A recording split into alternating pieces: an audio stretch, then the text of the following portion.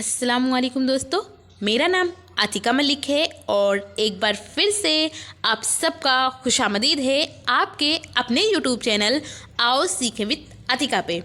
तो दोस्तों, आज की इस वीडियो में हम बात करने वाले हैं क्लास 12 उर्दू की और ये हिस्सा नस्र का 7वां चैप्टर है। इससे पहले हम लोगों ने 6 चैप्टर कंप्लीट कर लिया जो आपके सिलेबस में बताया गया है और ये यूपी बोर्ड वालों के लिए, क्योंकि आपके बहुत सारे कमेंट ऐसा आता है कि क्या ये यूपी बोर्ड का है या किसी और बोर्ड का है। तो मैं आपको यहाँ पर ये बताते चलूँ कि ये यूपी बोर्ड का, अगर आप सिलेबस भी देखेंगे तो मैंने आपके साथ सिलेबस भी शेयर किया है, तो आप उसमें देखिए ये आपके सिलेबस में बताया गया है। मैं उन्हीं चैप्टरों को करा रही हूँ।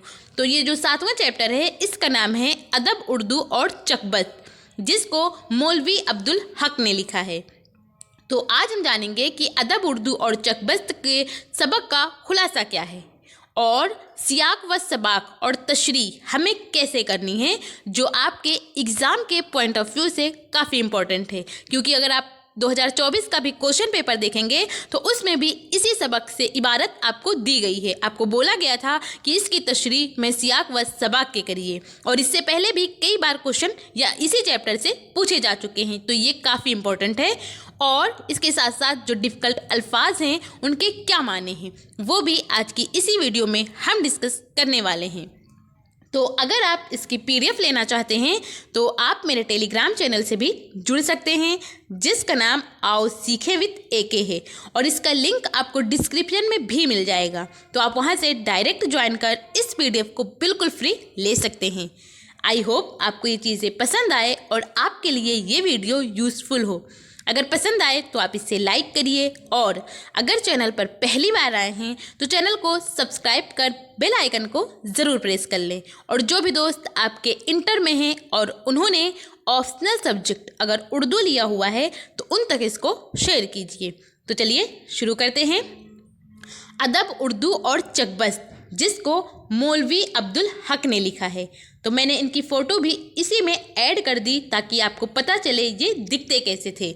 मौलवी अब्दुल हक, इनके बारे में एक चीज़ आप और याद रखिए कि इनको बाबाए उर्दू कहा जाता है। क्या कहा जाता है? बाबाए उर्दू, यानी फादर ऑफ उर्दू। अगर आपसे पूछा जाए कौन है तो ये आपको पता होना चाहिए कि ये मौलवी अब्दुल हक हैं, और इन्हें अंजुमन तरक्की उर्दू के सेक्रेटरी के तौर पर भी जाना जाता है।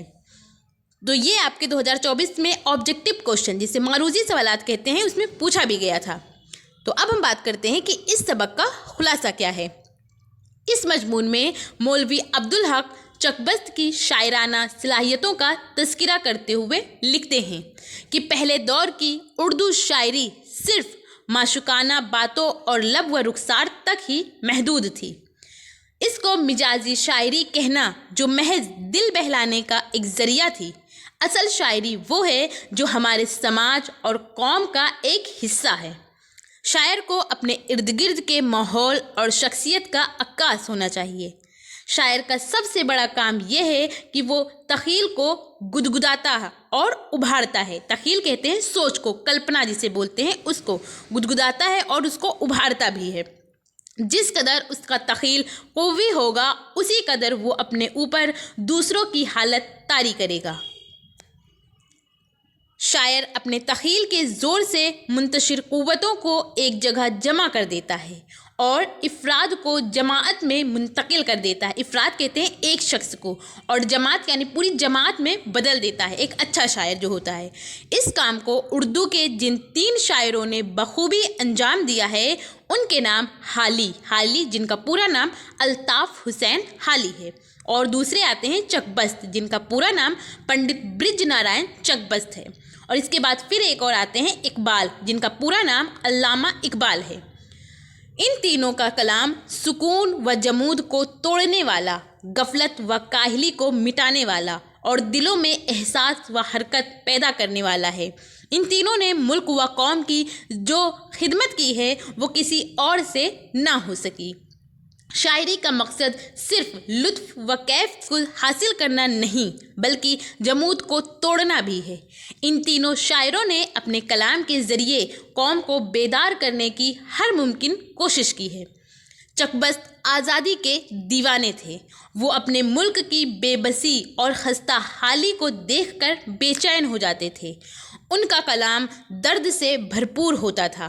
गो कि वो अंग्रेज़ी यूनिवर्सिटी में पढ़े लिखे थे, मगर यूरोप की अंधी तकलीद नहीं करते थे, यानी उसी का सपोर्ट नहीं करते थे अंग्रेज़ों का, बल्कि ये खुद अंग्रेज़ी यूनिवर्सिटी में पढ़े ज़रूर थे, लेकिन फिर भी ये अपनी सोच, अपनी बातों को ज़्यादा अहमियत देते थे।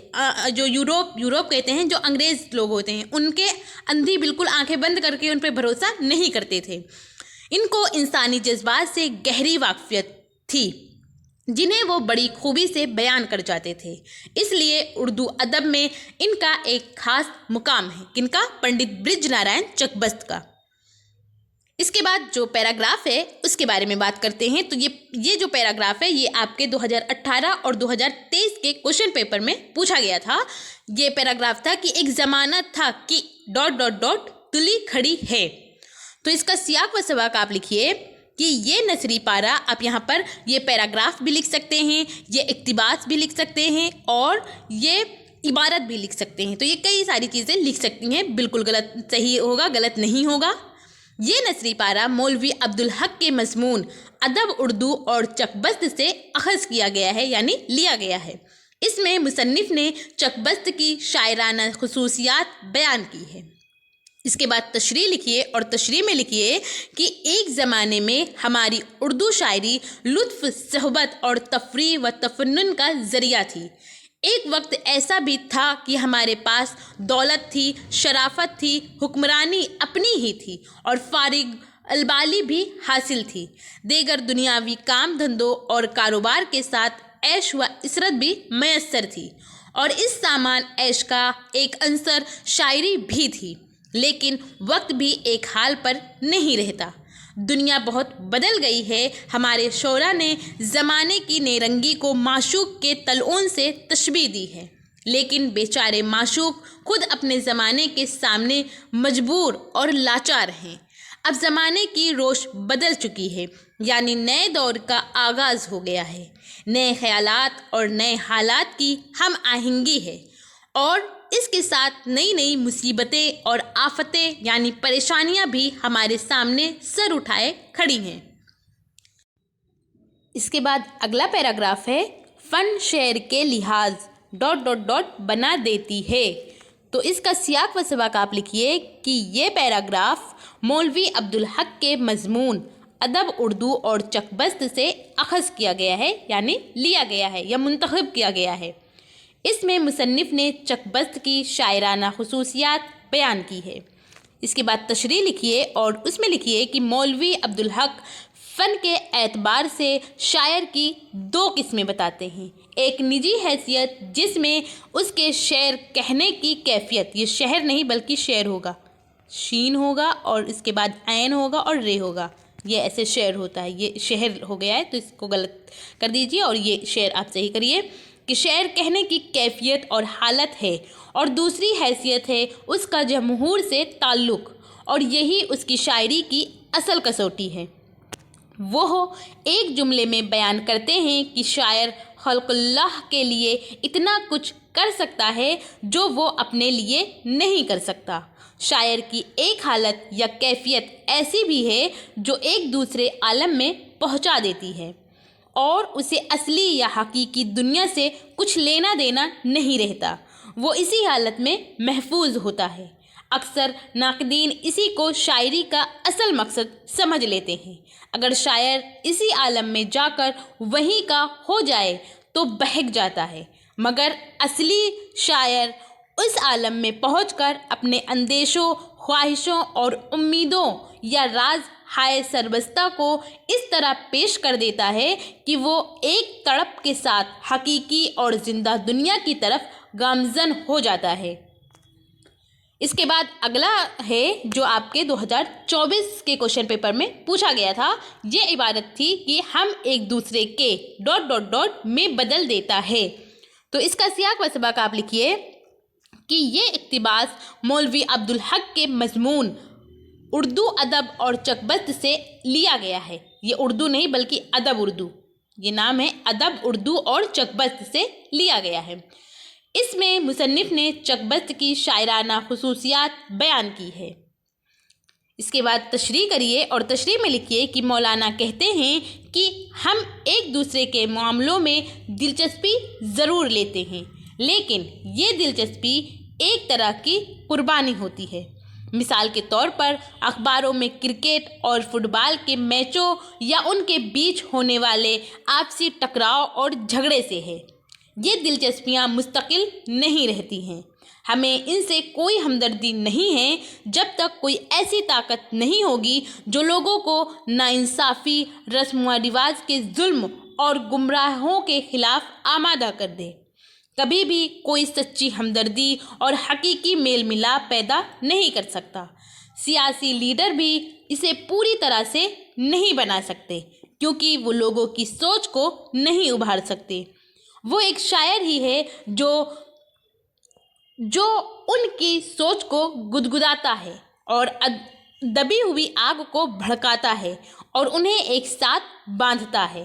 وہ اپنے زور بیان، تشبیہوں اور استعاروں، مبالغے اور سوچ کے زور سے پھیلانے والی طاقتوں کو ایک ساتھ کر دیتا ہے، ایک شخص کو پوری جماعت میں اور انیکتا کو ایکتا میں بدل دیتا ہے۔ اس کے بعد اگلا ہے ملک میں افلاس ہے ... آ جاتا ہے۔ تو اس کا سیاق و سباق آپ لکھیے کہ یہ اقتباس مولوی عبدالحق کے مضمون ادب اردو اور چک بست سے لیا گیا ہے۔ اس میں مصنف نے چک بست کی شاعرانہ خصوصیات بیان کی ہے۔ اس کے بعد تشریح کریے اور تشریح میں لکھیے کہ مولوی عبدالحق کہتے ہیں کہ ملک میں جہالت، غربت اور گمراہی کے علاوہ نہ جانے کتنی خرابیاں موجود ہیں۔ شاید ہی کوئی نوجوان ایسا ہو جو ان لعنتوں کو اچھا سمجھتا ہو۔ مصنف کہتا ہے کہ جب سب لوگ انہیں برا سمجھتے ہیں تو اس کا وجود کیوں باقی ہے؟ یہ چیزیں ہیں اور آئندہ بھی رہیں گی، اس لیے کہ جو افراد اس قسم کی لعنتوں میں مبتلا نہیں، وہ ان لوگوں سے پوری طرح ہمدردی نہیں رکھتے جو ان میں مبتلا ہوں۔ یہ ہمدردی بھی تبھی پیدا ہو سکتی ہے جب مصیبت زدہ کا حقیقی احساس ہو، اور یہ کیفیت صرف تخیل کی قوت اور بلند پروازی سے ہی پیدا ہو سکتی ہے۔ یہی وجہ ہے کہ ایک لیڈر کی بنسبت ایک سچا شاعر کامیاب ہو جاتا ہے۔ جس شخص کا تخیل جس قدر تیز ہوگا، اسی قدر وہ اپنے اوپر دوسروں کی حالت کو طاری کر کے اپنے خیالات کا اظہار کرے گا۔ شاعر کا سب سے بڑا کام یہی ہے کہ وہ تخیل کو ابھارتا ہے۔ تخیل کہتے ہیں سوچ کو، تو لوگوں کی سوچ کو ابھارتا ہے کون؟ ایک اچھا شاعر، اور انسان کے دل و دماغ کو جھنجھوڑ دیتا ہے۔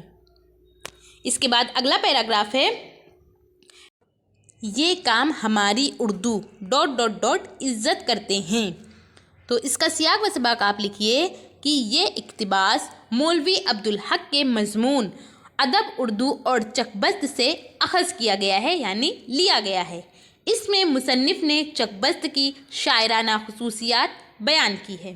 اس کے بعد تشریح کریے اور اس میں لکھیے کہ مولوی عبدالحق کہتے ہیں کہ ہماری زبان کے جن شاعروں نے قوم اور ملک کو پیدا کرنے اور اسے جھنجھوڑنے کا کام کیا ہے، ان کے نامی ہیں حالی، جن کا پورا نام الطاف حسین حالی ہے۔ کیا نام ہے؟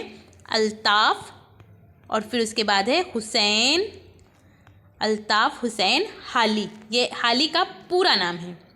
اور اس کے بعد ہے اقبال، جن کا پورا نام علامہ اقبال ہے۔ کیا نام ہے؟ علامہ اقبال۔ اور پھر ایک اور نام ہے ان کے بعد، کیا نام ہے وہ؟ چک بست، جن کا پورا نام پنڈت برج نارائن چک بست ہے۔ ان کے کلام میں خلوص، درد مندی اور جوش پایا جاتا ہے۔ ان تینوں نے ملک اور قوم کی وہ ضروری اور اعلیٰ خدمت انجام دی ہے جو کسی دوسرے سے ممکن نہ تھی، یعنی کسی دوسرے سے نہ ہو سکی۔ یورپی نقاد شاعری کا مقصد صرف لطف خط سمجھتے ہیں، وہ اس لیے کہ انہیں فارغ البالی اور سامان عیش و عشرت مہیا ہے، اور وہ تمدن کی بہت سی اعلیٰ منزلیں طے کر چکے ہیں۔ مگر ہم اس بات کو کیوں کہہ سکتے ہیں، ہمیں صرف لطف حاصل کرنا ہی نہیں ہے، بلکہ ہمیں سکون و جمود کو بھی توڑنا ہے۔ गफलत व काहली को भी मिटाना है, दिलों में एहसास व हरकत भी पैदा करनी है और अहले वतन को ख्वाब गफलत से बेदार करना भी है। यानी उनको ख्वाब गफलत में जो खोए हुए हैं उनको हटाना है, उठाना है, जगाना है। हमें हाली, इकबाल और चकबस्त जैसे अजीम शोरा की ज़रूरत थी और ये काम उन्होंने अपनी नज़मों और नगमों से बाहुस्न व बखूबी अंजाम दिया है। हम पर उन हस्तियों का बहुत बड़ा एहसान है, इसीलिए हम दिल से इनका एहतराम और इज़्ज़त करते हैं। इसके बाद अगला पैराग्राफ है जो आपके एग्ज़ाम में 2017 के क्वेश्चन पेपर में पूछा गया था। यूँ तो मैं ... भरा होता है। तो इसका सियाक व सबक आप लिखिए कि ये पैराग्राफ मौलवी अब्दुल हक के मजमून अदब उर्दू और चकबस्त से माखूज है। वो इस इक़्तिबास में चकबस्त की कौमी हमदर्दी और उसकी शायरी के मुहासिन को उजागर करना अपना फ़र्ज़ समझते हैं। कौन?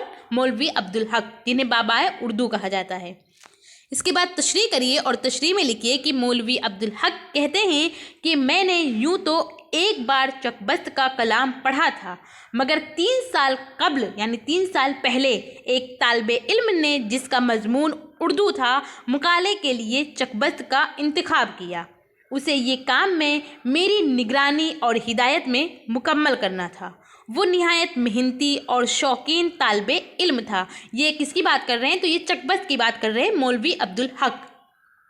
और आप जानते हैं कि ऐसा तालिबे इल्म उस्ताद के लिए वबाले जान बन जाता है। मुझे भी चकबस्त का कलाम गौर से पढ़ना पड़ा, तब मुझे इल्म हुआ कि वो कैसा कादिरुल कलाम शायर है। ज़ोर बयान और फसाहत ज़बान के साथ खुलूस व दर्द भी है। वो मुल्क की बेबसी और खस्ता हाली देख कर बेचैन हो जाता है और इस हाल में जो कुछ कहता है उसका हर कलमा असर से भरा होता है। इसके बाद अब आता है लफ्ज़, जो डिफ़िकल्ट लफ्ज़ हैं उनके क्या माने हैं। तो ये पहला लफ्ज़ है तलून। तलून कहते हैं तब्दीली को यानी बदलाव को। इसके बाद एक और लफ्ज़ है अंसर। अंसर कहते हैं अस्ल को। इसके बाद एक और लफ्ज़ है तशद्दुद। तशद्दुद कहते हैं जुल्म को। इसके बाद एक और लफ्ज़ आता है मुबालगा। मुबालगा कहते हैं बढ़ा चढ़ाकर बयान करना। किसी चीज़ को बहुत ज़्यादा बढ़ा चढ़ाकर बयान करना वो मुबालगा कहलाता है। और इसके बाद एक और लफ्ज़ है इफ़लास। इफ़लास कहते हैं गरीबी को, गुर्बत को। इसके बाद एक और लफ्ज़ आता है मुशाहिदा। मुशाहिदा कहते हैं देखना को। और इसके बाद एक और लफ्ज़ है यकजहती। यकजहती कहते हैं इत्तिहाद को या मेल मिलाप को। तो इस तरह हम लोगों ने आज जाना कि अदब उर्दू और चकबस्त सबक का खुलासा क्या है, यानी इस सबक में मौलवी अब्दुल हक ने कौन सी बातें बयान की है। और इसके बाद फिर हमने बात की सियाक व सबाक की। जो इबारत है उसका सियाक व सबाक हमें कैसे लिखना है। अगर आपके एग्ज़ाम में पूछा जाए और आपको पता हो कि ये जो किस सबक से लिया गया है और इसको किसने लिखा है, तो आप बड़ी आसानी से सियाक व सबाक बना सकते हैं। इसके बाद फिर हमने जाना कि तशरीह कैसे करनी है, ये भी सीखा। और जो डिफ़िकल्ट लफ्ज़ थे उनके क्या माने हैं वो भी समझा। तो अगर आप इसकी PDF लेना चाहते हैं तो आप मेरे टेलीग्राम चैनल से भी जुड़ सकते हैं, जिसका नाम आओ सीखे विद AK है। और इसका लिंक आपको डिस्क्रिप्शन में भी मिल जाएगा, तो आप वहां से डायरेक्ट ज्वाइन कर इस PDF को बिल्कुल फ्री ले सकते हैं। आई होप आपको ये चीज़ें पसंद आई हो और आपके लिए ये वीडियो यूज़फुल हो। अगर पसंद आई हो तो आप इसे लाइक करिए और अगर चैनल पर पहली बार आए हैं तो चैनल को सब्सक्राइब कर बेल आइकन को ज़रूर प्रेस कर लें। और जो भी दोस्त आपके इंटर में हैं और उन्होंने ऑप्शनल सब्जेक्ट अगर उर्दू लिया हुआ है तो उन तक इसको शेयर कीजिए। और आपको ये वीडियो कैसी लगी अपना फीडबैक हमें कमेंट के ज़रिए ज़रूर बताइए। Thank you. हमेशा खुश रहिए।